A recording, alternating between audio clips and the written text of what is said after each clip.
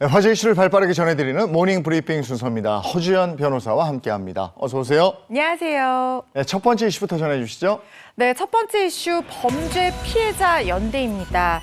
지난해 5월 부산에서 발생한 이른바 부산 돌려차기 강간살인 미수 사건, 또 올해 7월 인천에서 발생한 인천 스토킹 살인 사건, 또 같은 달 일어난 이 소위 바리캉 폭행 사건의 피해자와 유족들이 함께 모여서 안전한 사회를 만들겠다라고 하면서 범죄 피해자 연대를 결성하고요.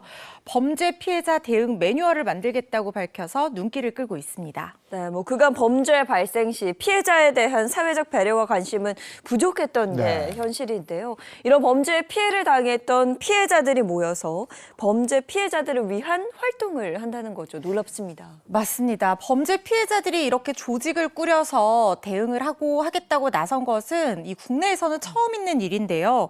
출범 한 달여 만에 범죄 피해자와 가족들, 또 이들을 지지하는 이 시민들이 126명이서 연대 의사를 밝혔다고 합니다. 각각 사건은 다르지만 범죄 피해를 당했을 때 어떻게 대처해야 하는지 물어볼 것도 마땅치 않았고, 범죄 피해 증거를 찾는 방법들에 대해서 도움을 받을 곳이 없었다는 비슷한 경험을 공유를 하고 있다고 하는데요. 때문에 이 피해자들이 숨지 않고 보호받으면서 제대로 목소리를 내기 위해서는 연대를 통해서 힘을 모아야 한다는 데 뜻이 모이고 있는 겁니다. 이들은 피해자 지원 활동뿐만 아니라 피해자 보호를 위한 법 개정도 함께 힘을 모아서 추진할 계획이라고 밝혔습니다. 네, 이게 경험 등을 토대로 해서 만들어진 피해자 매뉴얼이기 때문에 이게 실질적인 도움이 된다는 평가예요.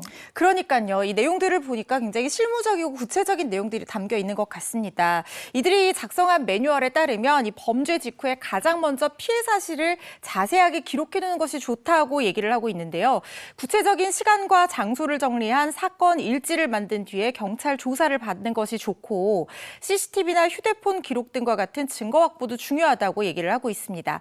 그리고 CCTV 영상, 증거 영상을 확보를 할 때 경찰서에서 발급해주는 사건 사고 사실 확인원을 지참하거나 이 CCTV 관리 주체가 상업시설인 경우에는 해당 시설의 이용 시간과 구매 영수증을 챙기면 도움을 받기가 좀 더 쉽다는 등 굉장히 구체적인 내용이 담겨 있고요.